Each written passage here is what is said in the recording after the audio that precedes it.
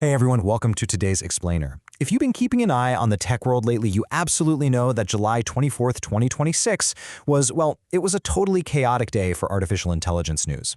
But when we actually look past the flashy headlines and lay out the facts, what we're really witnessing here is a massive structural industry shift. We are officially moving away from the era of AI just being a fun novelty. We are stepping firmly, and I mean firmly, into an era of heavily optimized, highly regulated utility. So today we're going to break down exactly what that transition looks like using the source material from the day's biggest developments. Let's get right into it. To keep things super focused, we'll navigate through our 4 pillars of AI for this explainer. First up, the big tech shakeup. 2, next-gen AI capabilities. 3, the open source price war. And finally, number 4, security and global regulation.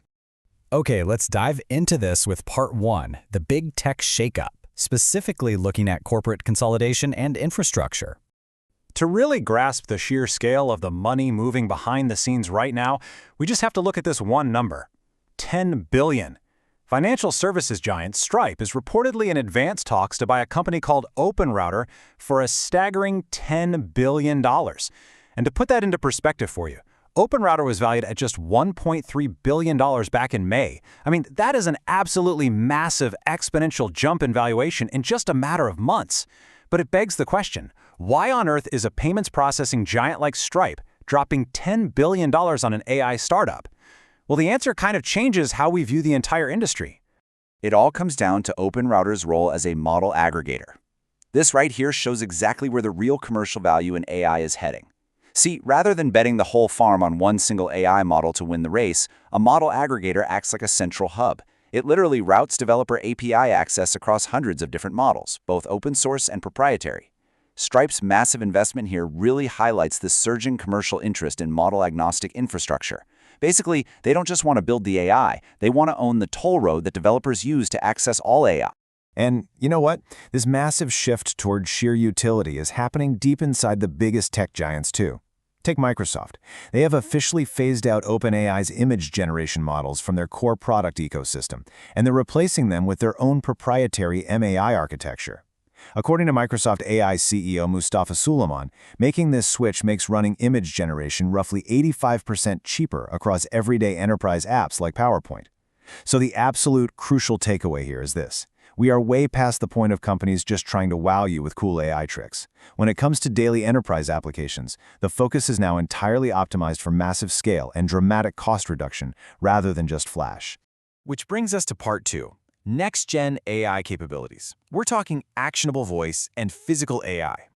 Building on that intense drive for utility, Anthropic just launched a native voice mode for its flagship Opus and Sonnet models. But listen, this isn't just about casually chatting with an AI anymore. It's about real-time conversational capabilities that can directly execute actions right inside your connected workspace apps. We're talking deep, functional integrations with tools we use every day, like Gmail, Slack, and Notion. You aren't just typing out a prompt asking the AI to draft an email, you're literally just talking to it, and it is executing the task within the app for you on your behalf. This is a huge leap from just generative AI to actionable AI. And these capabilities, they are jumping off the screen entirely. German AI startup Black Forest Labs just debuted Flux 3 and Flux Mimic. Now, what you really need to take away from this is that this new generation of models is specifically engineered to bridge generative media directly with physical robotics applications. Flux 3 features native audio-video synchronization that is actively challenging heavyweights like Runway and Luma. We are basically looking at a direct pipeline where digital media generation is being used to train and interact with physical machines in the real world. It's wild stuff. Moving right along to part 3, the open source price war and how it is gutting market prices. So, it's the multi-billion-dollar question that literally every tech CEO is asking right now. Just how cheap can foundation models actually get? Well, as you'll see, thanks to the open source community, the bottom has completely fallen out of the market. Let's break this down. Chinese AI lab DeepSeek has formally released its open source V4 architecture, and honestly, it completely upends the market. They are boasting ultra-low input and output pricing, which undercuts leading Western commercial models by a staggering factor of 100. Now, you might naturally assume, okay, I must be sacrificing quality for a 99% discount, right? Actually, no. On top-tier coding benchmarks, DeepSeek V4 completely matches the performance of those wildly expensive commercial endpoints. This is a massive, massive disruption to the economic foundation of the entire AI industry. And with capabilities now expanding into physical robotics while prices simultaneously plummet to the floor, well, we really have to zoom out to the macro level to see the global reaction.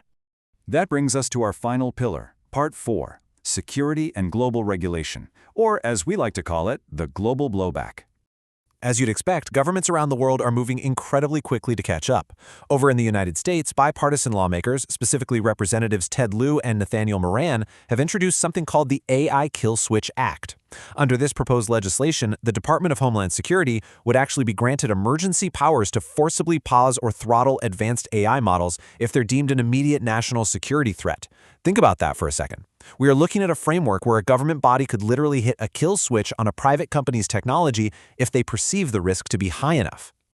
And I'll tell you what, the teeth on this proposed legislation are incredibly sharp.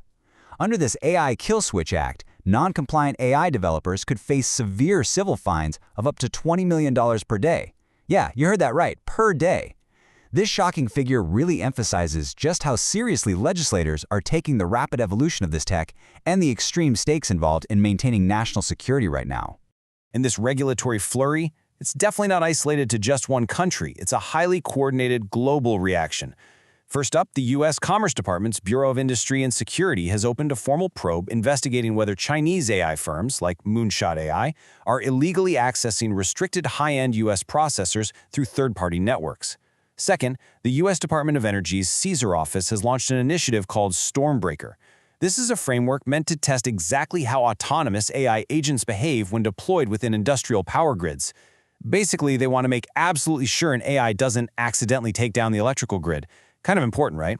And third, on the international stage, Chinese Vice Premier Zheng Guoqing opened the APAC Digital and AI Ministerial Summit in Chengdu, actively pushing for a unified Asia-Pacific framework for joint technical standards and secure cross-border data utilization. What we're seeing here is high-flying tech capabilities colliding head-on with grounded geopolitical realities. Which leaves us with this final thought. We've seen $10 billion infrastructure plays, open-source models driving prices all the way to the floor, and governments threatening $20 million daily fines to keep it all in check. So, with technology moving this incredibly fast, will regulation be the ultimate kill switch that stifles innovation, or will it be the ultimate standard that finally matures the industry? It's a fascinating question, and for sure, it's one we will be watching very closely. Thanks so much for joining me for this explainer, and as always, keep learning.